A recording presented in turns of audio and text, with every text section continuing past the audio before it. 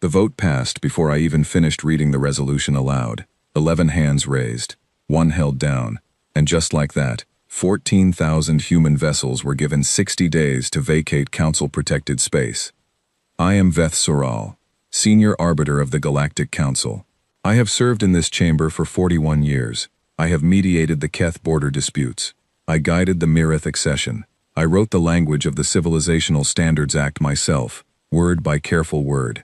And I want to tell you something that I have never said to anyone in this chamber, not once in 4 decades of service. I was wrong. Not in a small way. Not in the way a man is wrong about the weather or about which road to take home. I was wrong the way a builder is wrong when he tears out the foundation of a house because he does not like the color of the stone. I was wrong in a way that cannot be undone, only survived. And not everyone survived it. But I am getting ahead of myself. The day of the vote, the chamber was packed. Every delegation had sent their senior members.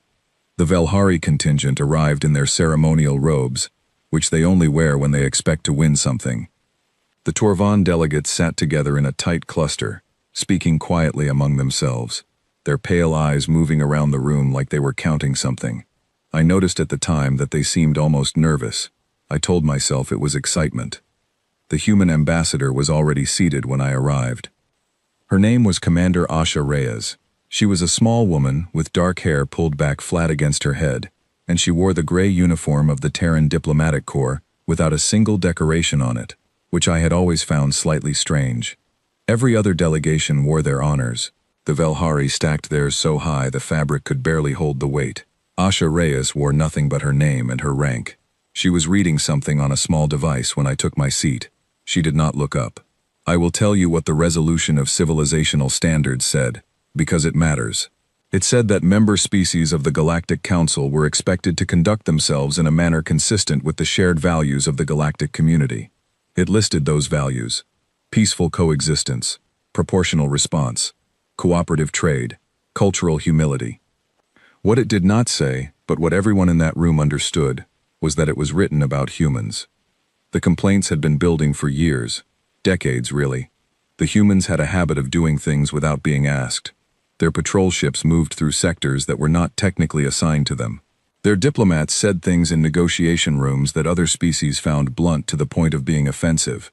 Their colonies grew fast, their populations faster, and the speed of it made the older species uncomfortable in a way that was hard to articulate, but very easy to feel. The Velhari had submitted the formal complaint 18 months earlier. The council had debated it, studied it, formed committees around it, and ultimately produced the resolution that now sat in front of me, crisp and official, waiting to be made real. I read it aloud, all 14 paragraphs. My voice was steady. I was proud of my voice that day. When I finished, I called for the vote. 11 hands. I looked at Asha Reyes. She had not raised her hand, of course. She was the only human in the room with voting rights, and she had made clear in committee that humanity would oppose the resolution at every stage. But she did not argue now. She did not stand up and demand to be heard. She sat very still and watched the hands go up around her, and when I formally announced the result, she nodded. Just once, a single small movement of her head, like she was confirming something she had already known for a long time. Then she gathered her device, stood up, smoothed the front of her uniform, and walked out of the chamber. No speech, no statement to the press waiting outside, nothing. The room exhaled around me. I felt it too, that release of tension, that sudden lightness that comes when something difficult is finally finished. The Velhari representative leaned over and said something appreciative to me that I no longer remember. The Torvan delegates began speaking more loudly now, their nervousness replaced with something that looked like satisfaction. I told myself the lightness I felt was relief. I did not yet understand that it was something else entirely. The 60-day withdrawal period passed quietly. That was the first strange thing. I had expected some pushback, some negotiation around the timeline, some request for exceptions. There were 14,000 human vessels operating in Council space. Supply ships, patrol craft, medical transports, research stations, diplomatic couriers. 14,000 ships do not simply disappear in 60 days without logistical complications that require discussion. But there were no requests for extensions, no complications that reached my desk. The humans simply began to leave. I watched the departure tracking reports out of professional habit. Each day the number decreased. 14,000, became 11,000, became 8,000, became 4,000. The numbers dropped with a steadiness that I found, in retrospect, deeply unsettling. It was not the pace of an organization scrambling to comply. It was the pace of an organization that had already planned for this, that had, perhaps, been planning for it for some time. On the 58th day, the last human vessel logged its departure through the outer Keth waypoint, a small cargo transport called the Meridian. Nothing remarkable about it. It filed its exit paperwork, cleared the waypoint sensor array, and was gone. On day 61, I received the first distress signal from Sector 9. A convoy of Velhari trade ships had been boarded by raiders just beyond the Keth border markers. 3 ships taken, 1 destroyed. The Velhari delegation sent the report to my office with a note asking when Council patrol vessels would be dispatched to investigate. I remember looking at the sector map on my wall display, the one I had looked at 1,000 times, and feeling a cold, strange confusion. Because the Keth border sectors had been human patrol jurisdiction for 60 years. 60 years of relative quiet, of raiders turned back before they reached trade lanes, of distress signals that almost never needed answering because the problems were handled before they became emergencies. It had never occurred to me, not once, to ask what would happen when that coverage stopped. I sent a dispatch to the Council Defense Coordination Office asking which member species had patrol vessels available for Sector 9 redeployment. The answer came back in 4 hours. None immediately available. The nearest Velhari patrol fleet was stationed 14 days away. The Torvan had no vessels in that quadrant. The other council members did not maintain significant patrol presence in that region because, for 60 years, they had not needed to. I approved an emergency redeployment order and marked the file as high priority. It was already too late for the 3 ships that had been taken. The crews were ransomed back over the following weeks at significant cost. It was an unpleasant situation, but manageable. An anomaly, I told myself. A one-time disruption in the transition period. I believed that for almost 3 weeks. Then the second distress signal came. Different sector, different raiders, same result. Then a third. I called a closed session of the senior council staff in the second month. Not a full council meeting, not yet. Just a small room, the people I trusted. A display showing the incident map that was beginning to look less like a map of isolated problems and more like a map of a system coming apart at the seams. This is a transitional disruption, the Velhari senior coordinator said. Her name was Prith Vale, and she had supported the resolution loudly and with great enthusiasm. She was not enthusiastic now. Once our patrol fleets are properly repositioned, the situation will stabilize. The repositioning will take 8 months minimum, said Councillor Darrow of the Torvan, a quiet man with a habit of saying very precise things very softly. We do not have 8 months of supply convoy protection in the affected sectors. Then we accelerate the repositioning. We cannot accelerate without pulling resources from other sectors, which creates new gaps. The room was quiet for a moment. How long were human vessels operating in Sector 9 before the resolution? Someone asked. I checked the records. 53 years. Another silence. And in Sector 12? 41 years. And in the Vela Corridor? I looked at the display. The Vela Corridor was not a sector. It was a navigational channel, a precise series of waypoints through a particularly difficult region of compressed space, where gravitational interference made standard navigation dangerous. 12 trade lanes ran through it. Combined, those lanes handled approximately a third of all cargo movement between the inner council worlds and the outer settlements. I will look into the Vela Corridor separately, I said, and moved the conversation forward. I looked into it that night, alone in my office, with the building quiet around me, and the city lights blinking slowly outside my window. The Vela Corridor had been navigated safely for 60 years because of a continuously updated navigational dataset that corrected for the gravitational drift in the region. The drift was not constant. It shifted over time, and without current data, the waypoint markers became unreliable, then dangerous, then impossible. The dataset had been maintained and shared freely by the Human Navigational Survey Corps as part of their standard operations. No one else had maintained it. No one else had been asked to. The last update was dated 59 days ago. The day before the Meridian cleared the outer Keth waypoint, and the last human ship left Council space, I sat at my desk for a long time after reading that. I thought about the vote, about the 11 hands, about the lightness I felt when Asha Reyes walked out of that chamber, about the way the Velhari representative had leaned over to congratulate me. Then I opened a new communication channel, entered the last known forwarding address for the Terran Diplomatic Corps, and composed a message. I kept it brief and professional. I explained the navigational situation. I asked if there was any possibility of continued data sharing on a technical basis, separate from the political resolution, as a practical matter of trade lane safety.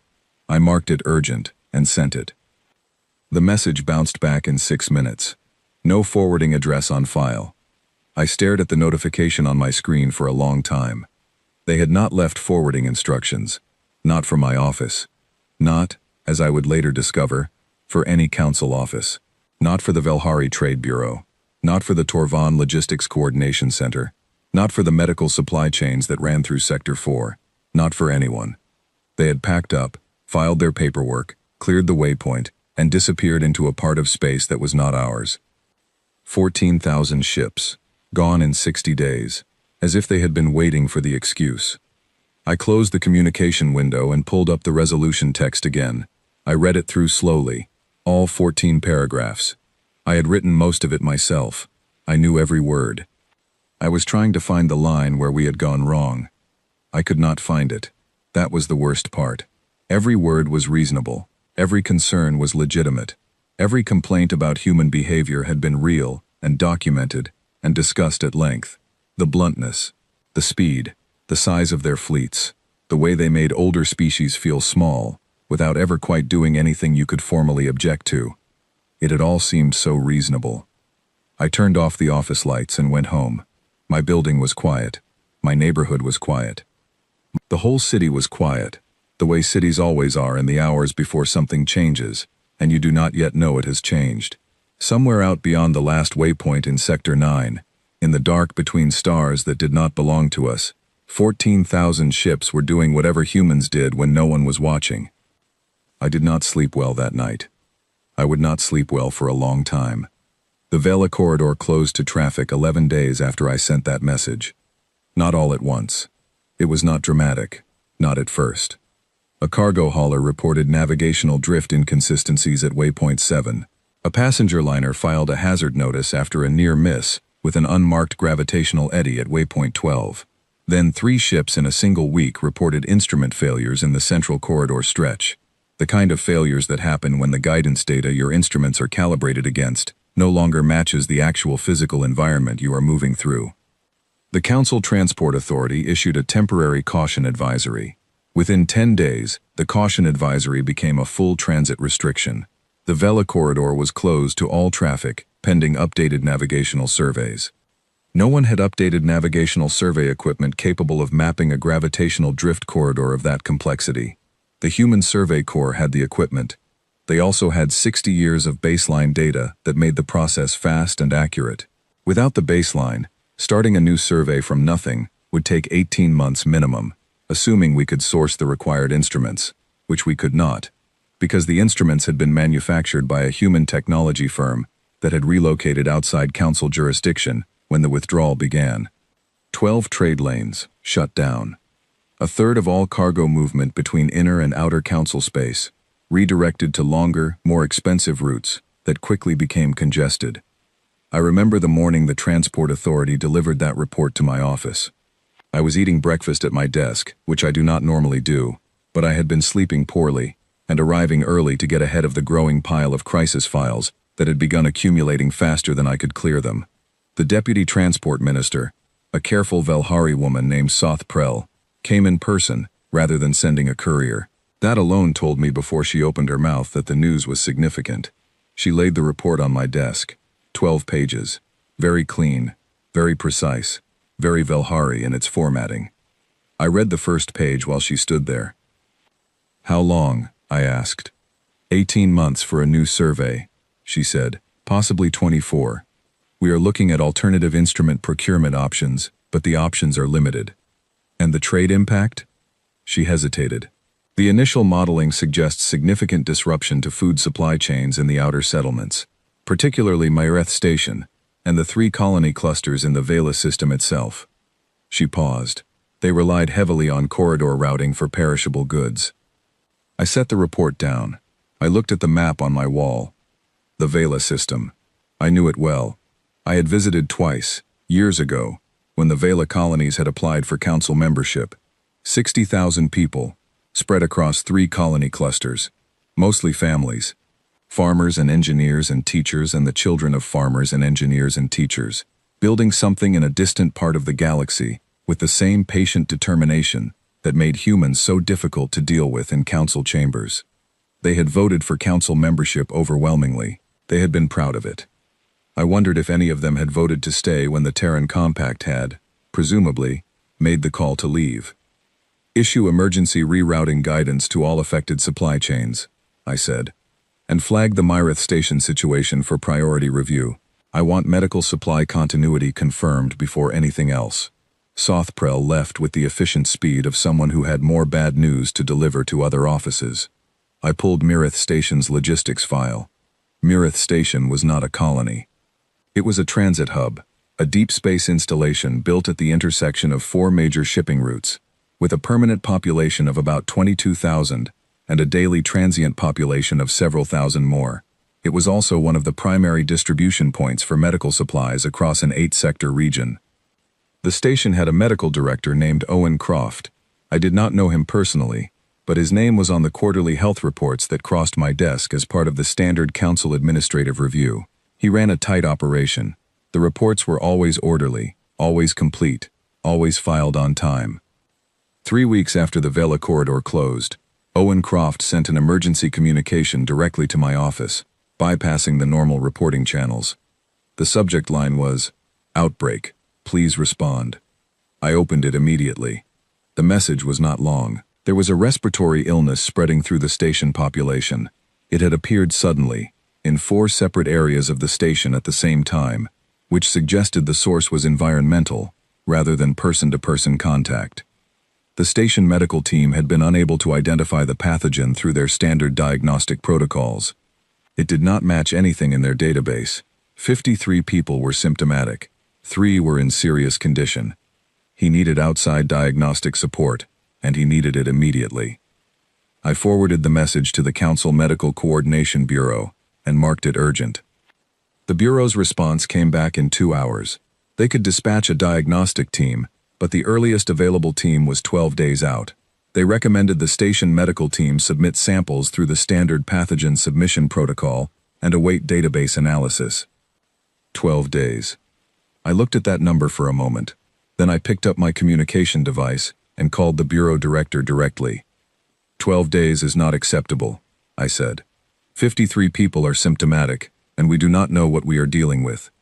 What is the fastest possible response time? The director, a soft-spoken Torvon named Kel Veth, explained patiently that the Bureau had 2 diagnostic teams currently deployed, one at a colony in Sector 3, and one responding to a chemical incident in the outer Velhari territories. A 3rd team was being assembled from reserve personnel but had not yet completed their certification review. 12 days was genuinely the fastest available option given current resources. I thanked him and ended the call. Then I sat very still and tried to think. There was something in the back of my mind, something I had noticed in the human embassy records, the regular administrative reports that all delegations were required to submit to the council archive system. I had not read them carefully. No one had read them carefully. They were administrative records. They were meant to be filed, not studied. I pulled up the archive access terminal. I searched for Myreth Station in the Human Embassy Submission Database. 17 results came back. The most recent was dated 14 months ago. A quarterly operational summary, submitted by someone named Lieutenant Commander Patricia Holt of the Human Expeditionary Medical Corps. I opened it. It was 40 pages long. I read the first 10 pages in one sitting, then stopped. The Human Expeditionary Medical Corps had been maintaining a continuous disease surveillance network across an 11-sector region centered on Myreth Station, not because anyone asked them to, not because it was part of any council agreement or mutual defense arrangement, because, as the report explained in its opening paragraph with the same plain directness that had always made human diplomatic communication so aggravating to read. They believed early detection of cross-species pathogen transmission events was a necessary precondition for regional health stability. The network monitored atmospheric samples from 43 stations and transit hubs. It cross-referenced against a pathogen database that was updated weekly. It maintained emergency response protocols for 19 different outbreak scenarios. There was a section near the end of the report titled, "Identified Gaps and Ongoing Concerns." I read it with a feeling I could not quite name. Not exactly dread, something slower than dread. Something more like the moment you realized the thing you were afraid of already happened while you were busy reassuring yourself it would not.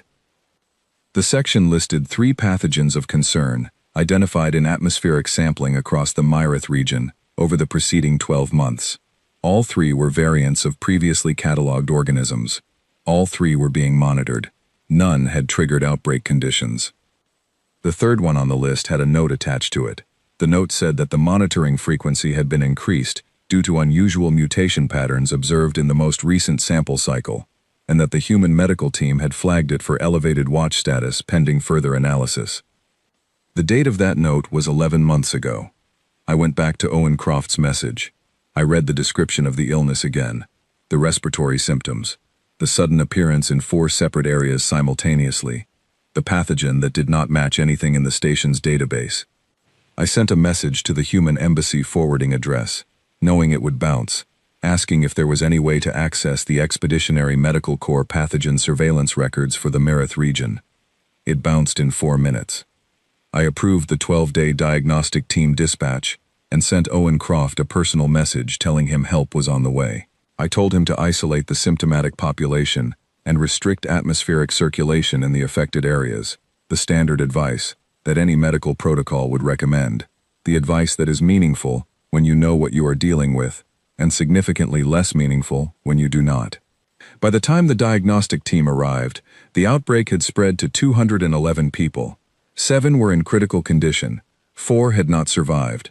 The pathogen, once identified, turned out to be a variant of the 3rd organism on the Expeditionary Medical Corps watch list, the one with the unusual mutation patterns, the one they had flagged for elevated monitoring 11 months ago, and then presumably had been watching closely right up until the day they left.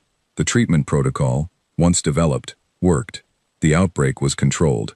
The final death toll was 9, which is 9 more than it would have been if the people who knew what was coming had still been in a position to do something about it. I put that number in a file on my desk and tried not to look at it too often. I was not succeeding.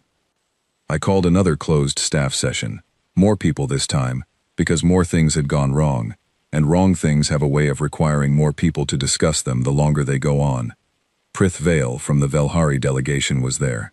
Councillor Darrow, the Bureau Director, the Transport Authority Deputy, 3 senior analysts from the Council Intelligence Office, who had been requested by Councillor Darrow for reasons that had not yet been fully explained to me. I presented the situation clearly. Patrol coverage gaps in 8 sectors, Vela corridor closure and its downstream effects on supply chains, the Myrith station outbreak and its connection to the discontinued human medical surveillance network. I watched the faces around the table as I laid it out.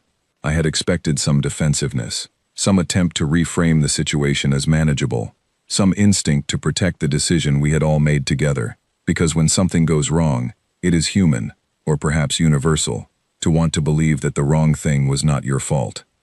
What I saw instead was something I recognized from the early days of any major crisis, that moment when the people in the room understand simultaneously that the scale of the problem is larger than what was being discussed in the corridor 10 minutes ago. "How many of these situations are we dealing with?" Prith Vale asked. She asked it quietly, which was not her style. She was a loud woman. The quiet frightened me more than anything else that had happened in that room. "I do not have a full accounting yet," I admitted. "These are the 3 I am confident about. I believe there are more." "How many more?" I looked at the 3 analysts from the Council Intelligence Office. They had not spoken yet. Their file was still closed on the table in front of them. "Councillor Darrow requested an analysis," I said. "Perhaps now is the time." The senior analyst, a young Torvan woman named Velsoth who moved through the world with the kind of stillness, that often means someone is thinking faster than they are speaking, opened her file. The Intelligence Office has been tracking human operational footprint data for the past decade as part of standard member species assessment, she said. We have compiled a list of services, functions, and activities performed by human entities within Council space during the period prior to their withdrawal. She put a page in front of each of us. The page had a list on it. The list had 47 items. I read the first 10. I forced myself to read slowly, to actually process each item, instead of letting my eyes slide past the words. Item 1. Navigational data maintenance for the Vela corridor and 3 secondary corridors. Item 2. Continuous pathogen surveillance across 11 sectors, centered on 6 major transit hubs. Item 3. Border Patrol coverage for sectors 9, 12, 14, 15, 17, and the Keth exclusion zone. Item 4. Debris field monitoring and clearance coordination for the outer rim shipping lanes. Item 5. Emergency search and rescue response coverage for sectors 7 through 21. I stopped reading. I looked up at Velsoth. Item 5, I said. Emergency search and rescue. Yes. Who is currently providing that coverage? She did not answer immediately. She did not need to. The answer was already visible in the specific quality of silence that had settled over the room. We are working on arrangements, Counselor Darrow said, carefully. There was a ship reported missing in Sector 11, 4 days ago, I said. A passenger vessel, crew of 12. I was told search and rescue assets were being coordinated. Yes, that coordination is ongoing. Ongoing, I repeated. It is a large sector. I looked back at the list. I made myself keep reading. Item 6. Maintenance and updating of the shared emergency frequency network used by all Council member species for interstellar distress communication. The emergency frequency network. The network that every ship in Council space used to broadcast distress signals. The network that search and rescue teams, patrol vessels, and medical response units all monitored. The network that had been installed, expanded, and maintained by human communication engineers over a period of 40 years, because it ran on a specific type of repeater technology that humans had developed, and that no other species had invested in learning to maintain, because there had never been a reason to. I closed the page and placed it face down on the table.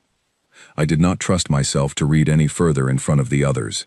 We need a full impact assessment, I said. My voice was steady. I was grateful for that, because I was not sure anything else about me was. Every item on this list, current coverage status, gap severity, estimated time to replacement, or alternative arrangement, I want it on my desk in 7 days. The room nodded and moved. People gathered their files and began speaking in urgent low voices to each other as they stood to leave. Prith Vale passed my chair. She stopped beside me for a moment. She did not say anything. She looked at the face-down page on the table, then at me, then walked out. I turned the page back over after she left. I read the rest of the list alone. It took me a long time, not because it was long. It was 47 items. 47 specific, documented, operational functions. Each one something humanity had been doing, quietly, without ceremony, in the spaces between all the loud and official business of galactic governance. Item 29 stopped me. It read, Continuous monitoring of the Vreth exclusion zone, outer boundary markers, and deep-range sensor arrays. I did not know what the Vreth were. I had heard the name. It appeared in very old council records, in the category of historical curiosities.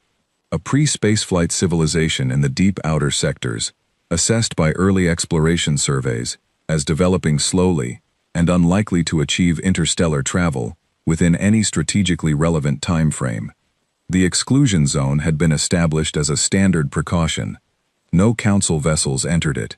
No one monitored it, as far as any current staff member was aware.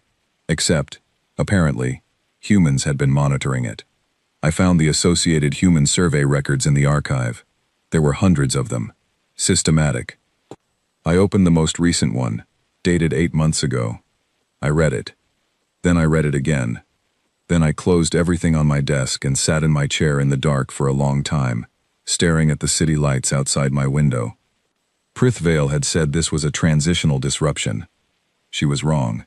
I had been wrong. We had all been wrong, together, in the most expensive possible way. The missing passenger ship in Sector 11 was found 17 days later. The crew had survived on emergency rations. They were recovered alive, all 12 of them, shaken and thin, but alive. I noted that in the file with the 9 names from Meerith Station. I kept both files close. I was going to need them. The abandoned embassy sat at the end of a wide, empty avenue on the administrative level of the Council Central District. It had been empty for 8 months, but it did not look empty from the outside. The humans had not stripped it. They had not removed the external lighting, or the small garden that ran along the front wall, or the flag that hung above the entrance, now faded slightly by 8 months of exposure to the environmental cycle that mimicked outdoor conditions in this part of the station. The flag was gray with a single pale circle in the center. Not the Earth flag, not the Terran Compact seal, just a simple gray field and a white circle. I had never thought to ask what it meant. I had the building access codes because all embassy buildings in the council district are administratively under my jurisdiction. I had never needed to use them before. Embassies are occupied by their respective delegations. That is how it works. You do not use the access codes because you do not need to, because there are people inside with keys. I used them on a Tuesday morning, 11 months after the withdrawal, alone, without telling anyone where I was going. The interior was clean. That surprised me, although it should not have. The halls were tidy, the air circulators were running, the environmental systems were functioning normally. The humans had left the building in good operational order. They had not abandoned it in anger.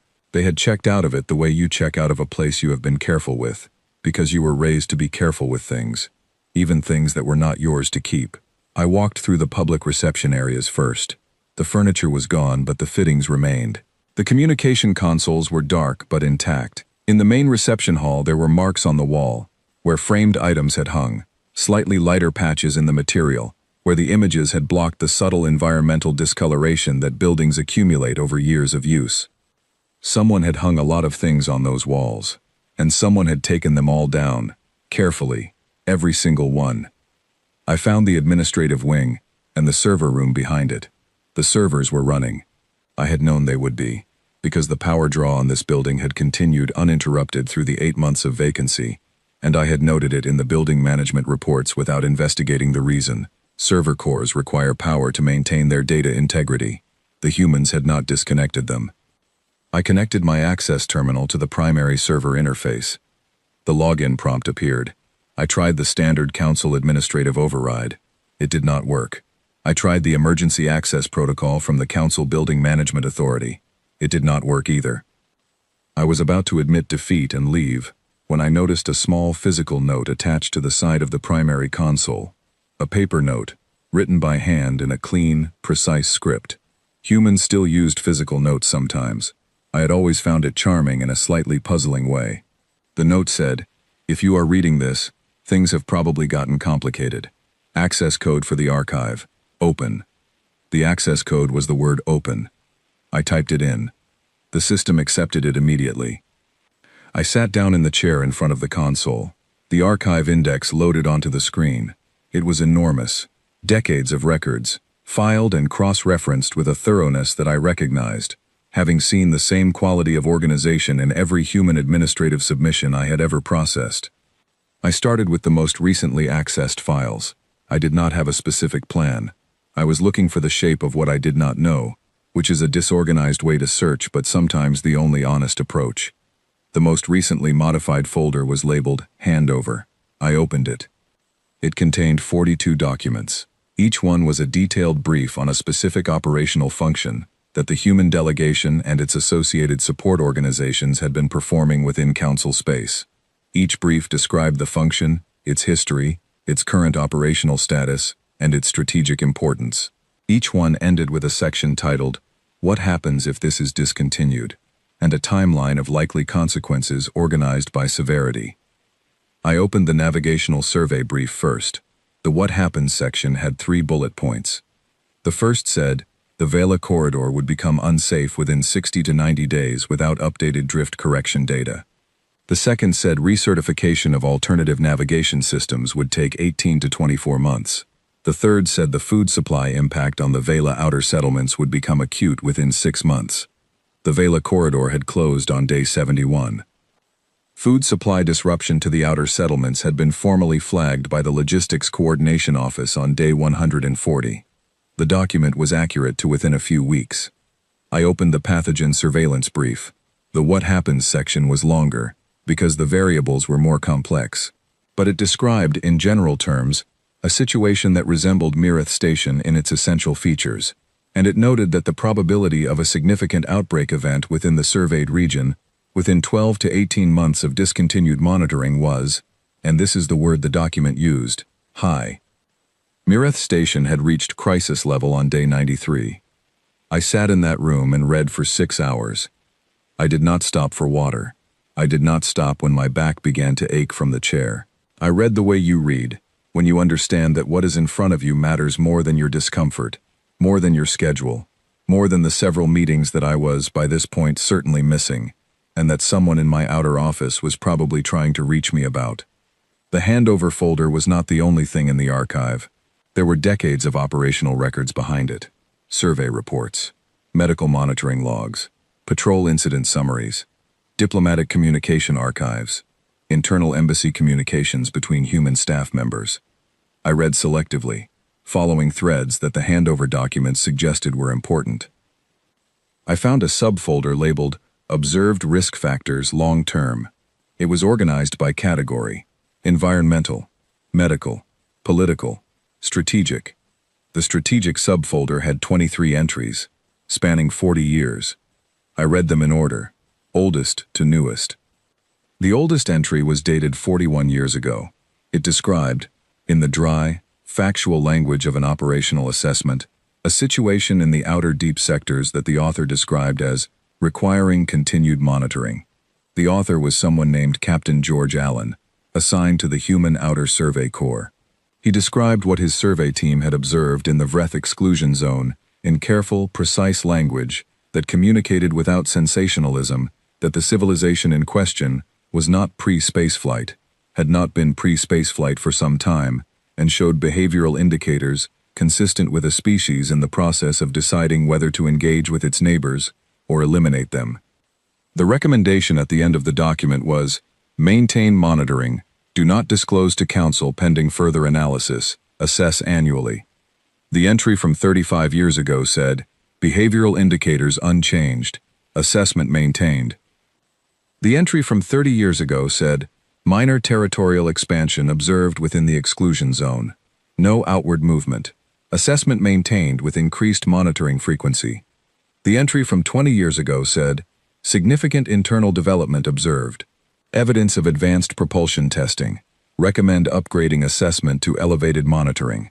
Current patrol coverage adequate to detect any outward movement with sufficient advance warning for response coordination. The entry from 10 years ago said, continued development. 3 outward probe incidents in the past decade, all turned back by patrol response before reaching Council territory. Assessment unchanged. Note, current patrol coverage levels are the minimum required to maintain adequate early warning. Any reduction in human patrol presence in the outer sectors would create response time gaps. The most recent entry was dated 8 months ago, 1 week before the withdrawal. The author was Commander Asha Reyes. It said, the Council has voted to remove human patrol jurisdiction from the outer sectors. The Vreth monitoring program will end with the withdrawal. Based on current development indicators and behavioral patterns, the probability of outward incursion within 2 years of reduced monitoring is assessed as significant. This assessment has been shared with the Council Intelligence Office on 6 separate occasions over the past 5 years. No action was taken. We tried. I read those 2 words 4 times. They were the last words in the document. There was nothing after them. No recommendation, no further analysis, no polite diplomatic hedging. Just that. We tried. I sat back in the chair and looked at the ceiling of the server room and thought about the 41 years of documents I had just read. 41 years of assessments, dutifully filed, shared with the Council Intelligence Office 6 times, and apparently acted upon not at all. I thought about the Intelligence Office's own files on the Vreth. I had checked them the previous month, after I first found the monitoring reference on item 29 of Velsoth's list. The Council intelligence files described the Vreth as a pre-spaceflight civilization of no current strategic relevance. They referenced 4 survey reports as their basis. All 4 were from human sources. All 4 were from 30 years ago or earlier. No one had updated the Council assessment. No one had bothered, because the humans were updating their own assessment, and presumably, if there was something important to know, they would say something. They would raise it in a council session, or send a formal communication, or do whatever it was you were supposed to do when you knew something that other people needed to hear. They had raised it in the Council Intelligence Office 6 times. No action was taken. I closed the archive terminal. I replaced the physical note on the side of the console carefully, exactly as I had found it. I turned off the room light and walked back through the empty corridors of the embassy and out through the front door, past the faded flag and the small garden that was still being watered by an automated system that had been running, quietly and faithfully, for 8 months, with no one inside to benefit from it. I walked back to my office. I did not take the transit.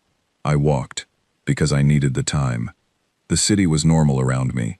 Velhari transit vehicles humming along their designated corridors, Torvon merchants arranging their window displays, a group of young students from the exchange program moving in a loose cluster, talking over each other, pointing at things on their devices, completely unaware that 37 light-years away, in the deep outer sectors, the thing that 41 years of human monitoring had been quietly holding at bay, had been watching us for a long time, and had not yet decided whether to continue watching or to move. I arrived at my office and sat at my desk.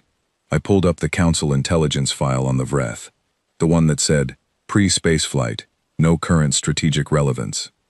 I opened a new document underneath it. I began writing a briefing request.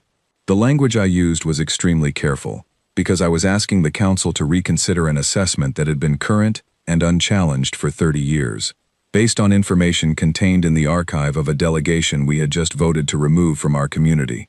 And I needed the language to be calm and precise and completely free of anything that sounded like panic, because the moment it sounded like panic, people would stop reading the content and start managing the reaction.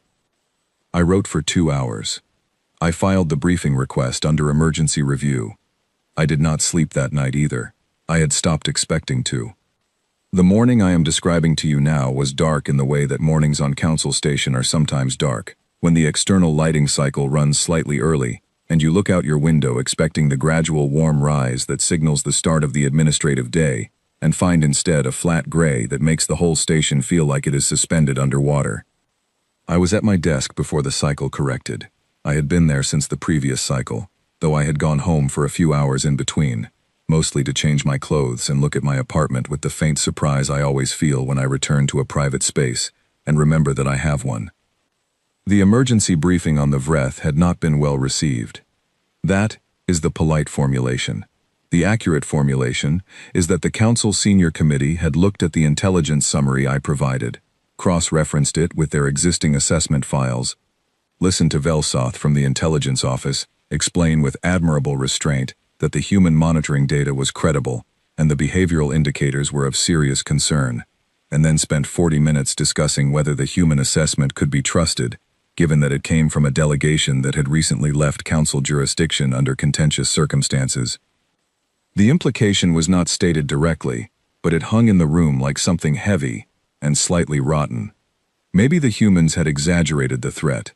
Maybe they had an interest in making the Council nervous.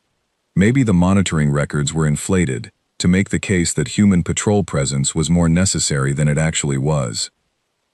I had pushed back on this as firmly as the context permitted. Velsoth had pushed back more firmly, with the specific numbers from the survey records laid out in a format that was very difficult to argue with, if you were being honest about what you were seeing. The committee had agreed to commission a new independent assessment by Council Intelligence Assets. The new assessment would be completed in approximately 8 months, using survey equipment that would need to be sourced, which would take an additional 4 to 6 months, meaning the first independent data on the Vreth situation would reach us in roughly a year. The committee had also agreed, as a precautionary measure, to begin planning for potential enhanced patrol deployment in the outer sectors. The planning process would take 6 to 9 months. Actual deployment would depend on available assets and budgetary review. I had walked out of that meeting with the specific kind of controlled calm that sits just above the level where you start saying things you cannot take back. That had been 6 weeks ago. Since then, 3 things had happened. The first was that the missing passenger ship from Sector 11 had been recovered, and in the process, it became publicly known that the sector had no search and rescue coverage, which produced the kind of public and media attention that the council had been managing carefully for weeks, and suddenly could not manage at all. The story spread quickly. Other coverage gaps began to surface. The Meerith station outbreak was already public knowledge, but its connection to the discontinued medical monitoring had not been clearly established in the public record, until a journalist from the Velhari Free Press connected the timeline and published the account. The Council Communications Office issued statements. The statements were accurate as far as they went, which was not very far. There were questions about what else the Council did not know that humans had been quietly doing. The Communications Office did not have good answers. The second thing that happened was that Owen Croft, the medical director at Meerith Station, gave an interview. He spoke carefully and without anger, which made everything he said harder to dismiss than if he had been furious. He described the 9 people who died. He described the abandoned surveillance network he had discovered in the human archive records. He described sending a message to my office asking for help and waiting 12 days for a diagnostic team. He did not blame anyone by name. He simply described what had happened, in order, with the precision of a man who had been recording details his whole professional life, and was not about to stop now. The interview was widely distributed. The third thing that happened was that I received a communication from the Terran Compact. Not bounced back, not undeliverable. A real communication, with a real point of origin, and a real name on the sender field. The name was Commander Asha Reyes. The message was 6 sentences long. It said, Arbiter Veth Soral. We are aware of the Meerith situation and the current patrol coverage status. We have also been monitoring the outer sector indicators that we flagged in our withdrawal briefings.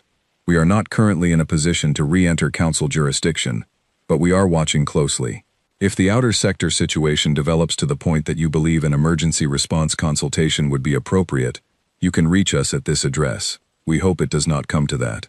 I read it 6 times. I drafted a reply immediately and did not send it immediately. I sat with it for 2 hours, editing it, because I wanted it to be correct in ways that went beyond just the factual content, and getting it correct was genuinely difficult. I was trying to write something that acknowledged what we had done, without being so weighted with acknowledgement, that it became about my feelings rather than the situation. I was trying to ask for information without it reading as a request to fix our problems, because we had voted them out of our community, and asking them to fix our problems was something I did not have the right to do casually. I was trying to convey the urgency without manufacturing it, because the urgency was real, and I did not need to manufacture it. But sometimes when you have been wrong about something large, the impulse to make it seem even larger than it is takes over, as a form of penance, and I did not want that either. I sent the message on a Thursday afternoon. She replied the same day. We exchanged 4 messages over the following week. Technical, precise, professional. She answered my questions about the Vreth monitoring data directly and completely. She did not editorialize. She did not reference the vote or the resolution or the withdrawal. She treated the exchange exactly as what it was, 2 people who needed to share information about an important situation, doing so as efficiently as possible. On Friday of that week, she sent me a file attachment with the most recent human monitoring data on the outer sectors, including the Vreth exclusion zone boundaries and the sensor array readings from the past 8 months. I opened the file and had the same reaction I had in the embassy server room, a long period of sitting very still while my mind processed what I was looking at. The outer boundary of the Vreth exclusion zone had shifted, not dramatically, not in a way that screamed crisis, but it had shifted in 3 places, in a pattern that the accompanying analysis described as consistent with systematic probe activity, the kind of careful, incremental boundary testing that a species performs when it is assessing a neighbor's response capacity and finding the neighbor somewhat less responsive than before. I forwarded the data to Velsoth. She responded within an hour. Her message said, "This is consistent with our updated modeling, and significantly worse than the committee's baseline assessment." I replied, "Please prepare an emergency committee briefing, tomorrow." Then I wrote another message to Asha Reyes. This one was harder to write than the others. It was not a request for information. It was something closer to an admission, and I spent most of the evening finding the right words for it. I wrote, Commander Reyes, the data you sent has been reviewed by our intelligence office and confirms the elevated concern status you and your team documented over the past several years. I want to acknowledge directly, and on the record, that the Council received your assessments through proper channels and did not act on them. I do not have a good explanation for that, and I am not going to offer one. What I am going to ask is whether there is any form of coordination arrangement that the Terran Compact would consider in the current circumstances, understanding that we are not in a position to offer restoration of Council membership or prior status, and that I would not insult you by framing this as anything other than asking for help. I sent it. I did not edit it to be more diplomatic. It was already more diplomatic than it needed to be. Her reply came the next morning. It said, "We will need to discuss this internally. Give us 2 weeks." 2 weeks. We had 2 weeks. The committee meeting went poorly in the sense that the information was bad, and well in the sense that everyone in the room finally stopped arguing about whether to take the information seriously. Velsoth was precise and firm. The monitoring data was clear. The boundary shift was documented. The behavioral pattern was recognizable to anyone who read the 41 years of human survey records that were now freely available in the embassy archive under the password OPEN. Prith Vale was very quiet throughout. I noticed that she did not argue with any of it. After the meeting, she fell into step beside me in the corridor. "How long have they known?" she asked. "About the Vreth?" "About all of it." I thought about George Allen's report from 41 years ago. About the quarterly assessments. About the handover folder with its 42 documents and its careful timelines of exactly what would break and exactly when. "Long enough to document it thoroughly," I said. She walked beside me for a few more steps. "They left us the archive," she said. "Yes. They left it unlocked. The password was open." She was quiet for a moment. "They wanted us to find it," she said. "I think so," I said. "I think they wanted us to understand what we were choosing. I think they hoped we would choose differently, and when we did not, they left us the information anyway, because they are the kind of people who leave information behind, even for someone who just voted to remove them from the community." Prith Vale did not respond to that. She turned at the next corridor junction and walked away without saying anything else. I went back to my office. I sat at my desk and waited for 2 weeks to pass. It was the longest 2 weeks of my career. The reply came on a Wednesday. 14 days, as she had said. Not 13, not 15. Asha Reyes did what she said she would do in the time she said she would do it, which I noted without surprise, because every interaction I had ever had with her suggested this was simply how she operated. The message was longer than her previous ones. She said the Terran Compact had held internal deliberations on the question of coordination. She said the deliberations had been, in her word, significant, which I understood to mean difficult, which I further understood to mean that not everyone in the Compact agreed that helping was the right decision, given everything that had preceded the request. She said the Compact would not re-enter Council jurisdiction as a member species, or under any arrangement that resembled the previous relationship. She said the Compact would not accept restored voting rights, patrol jurisdiction assignments, or any formal role within Council governance structures. She said the Compact would consider a limited arrangement under which Terran vessels would provide emergency response assistance in the outer sectors on a strictly independent basis, as a separate polity acting in the interests of regional stability and the protection of civilian populations, with no obligation to accept direction from Council authority and full discretion to disengage at any time. She said there were 2 conditions. The first condition was a formal Council acknowledgement, on the public record, that the withdrawal had not been the result of human misconduct, but had been caused by the resolution removing human rights and protections, and that the resolution was being reviewed. The second condition was a corridor of space to be designated as a civilian humanitarian buffer zone, so that the populations displaced by any Vreth activity in the outer sectors would have a guaranteed safe destination and legal passage rights through Council territory to reach it. The buffer zone was not for humans. The humans were not being displaced.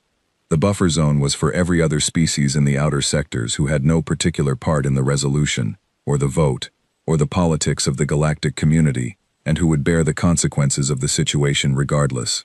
She asked for a response within 1 week. I took the message to a full council session that afternoon. The session was long. There were arguments. Some of the older language from the resolution debates surfaced again. The concerns about cultural destabilization and proportional response, and human fleets operating in spaces that were not officially theirs. I listened to all of it. I waited until the room had exhausted itself. Then I said, "There are 9 names in a file on my desk. They are the people who died in Mireth Station because we discontinued medical surveillance for the region. There is also a list of ships that were raided in the Keth border sectors in the first 4 months after the withdrawal, and the number of crew members who were harmed in those raids. There is a report on the Vela corridor closure and its food supply impact, which is ongoing and affecting 60,000 people in the outer settlements. And there is a 41-year archive of Vreth monitoring data in the human embassy on this station, accessible to anyone with the password open, that describes in detail a threat we chose not to know about, because someone else was handling it for us." I paused. "We are being asked to acknowledge what happened. We are being asked to designate a buffer zone for civilians who are not our citizens, because someone who we asked to leave is still thinking about people who are not their citizens either. These are not unreasonable conditions. They are, if anything, considerably more reasonable than this situation deserves." The vote passed. It was not 11-1. It was 12-0. I sent the reply to Asha Reyes the same day. Same evening, actually. I did not want to wait until morning. Her response came back in 7 minutes, and I noted the response time with a complicated feeling I still do not entirely have a name for. 7 minutes. They were 7 minutes away. They had been 7 minutes away this entire time. The response said, "Received. Terran compact vessels will begin positioning within 72 hours. Please transmit your current outer sector patrol status and known Vreth boundary positions to the following secure channel. 72 hours. Not 6 months of planning. Not a budget review. Not an asset assessment and a deployment committee. 72 hours. Because they had been ready. Because when you spend 41 years monitoring a situation, and you are the kind of organization that documents everything carefully and keeps everything maintained, and never quite stops watching, even after someone has told you in a formal vote with 11 raised hands that your watching is unwelcome, you do not need 6 months to prepare for the thing you have been quietly preparing for the whole time. I transmitted the requested information. I set up the secure channel. I briefed my staff and the Council Coordination Office and the Border Sector Administration on what was happening and what they should and should not say publicly about it. Then I went home. I changed my clothes. I ate something, the first real meal I had eaten at a proper table in approximately 4 days. I looked out the window of my apartment at the lights of the city. 3 days later, the first Terran compact patrol vessels crossed back into the outer sectors. They did not cross into Council jurisdiction formally. They operated in the adjacent space, the civilian buffer zone that the Council had formally designated, which technically abutted Council territory without being within it. The technical distinction mattered for the formal record and meant nothing whatsoever for what those vessels were actually doing, which was what they had always done: monitoring, watching, being present in the places where presence was needed before need became emergency. I watched the movement reports as the Terran compact fleet distributed through the outer sectors. The numbers were smaller than the old human presence. They had not come back in the same volume, but they were positioned with a precision that suggested intimate familiarity with every vulnerability in the region, every gap, every sector where a raider might probe, or a trade lane might buckle, or a pathogen might go undetected, for just long enough to become a crisis. 3 weeks after their arrival, Vreth probe activity at the outer boundary markers stopped. Not reduced, stopped. I noted that in my files. 4 weeks after their arrival, I received a communication from the Border Sector Administration in Sector 9, reporting that the Keth raiders had retreated from the region entirely. The sector administrator speculated that this might be related to increased patrol visibility in the adjacent buffer zone. I agreed with that assessment. 5 weeks after their arrival, a new navigational dataset was transmitted to the Council Transport Authority from a Terran compact survey vessel. The dataset covered the Vela corridor drift patterns.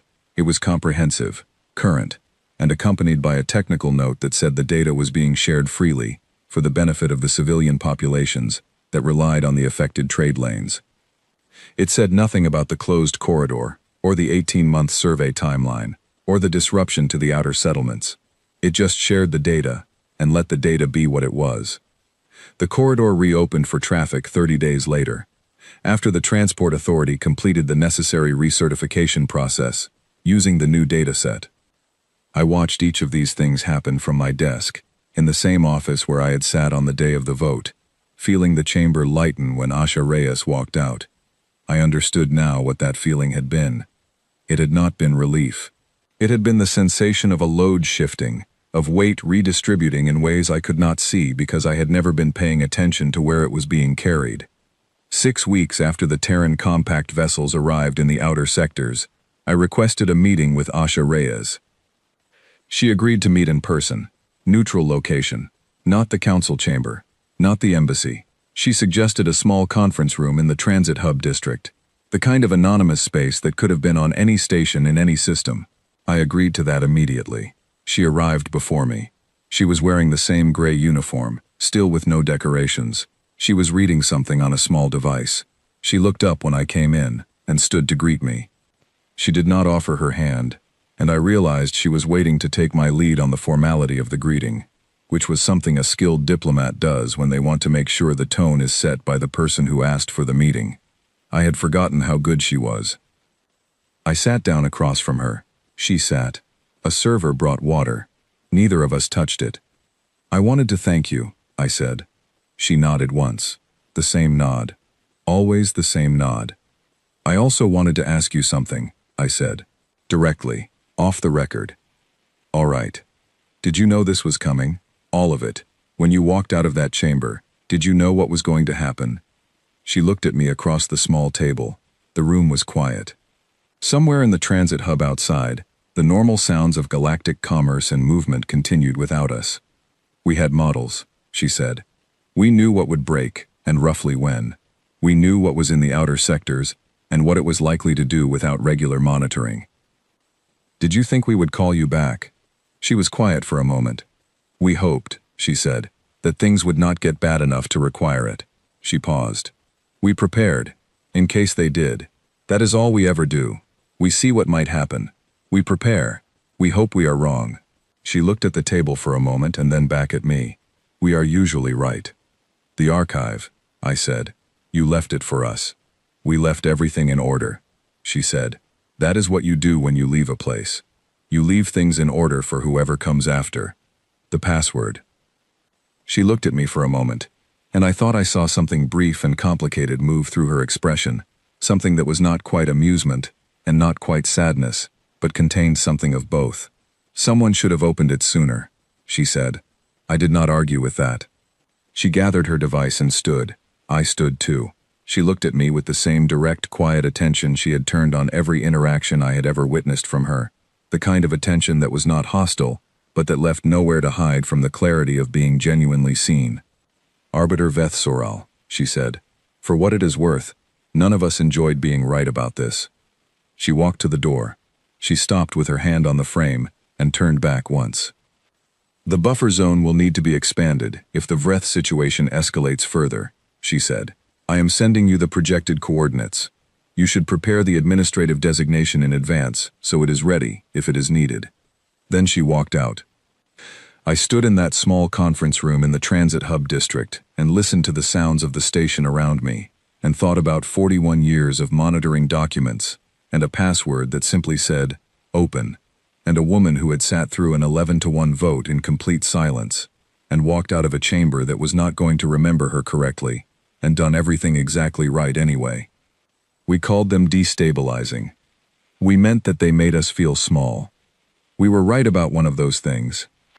I walked back to my office through the transit hub, through the ordinary busy motion of the galactic community going about its day, completely unaware of the 72-hour response time, and the 41 years of records, and the small gray flag on the empty embassy that was still hanging outside a building no one was currently living in.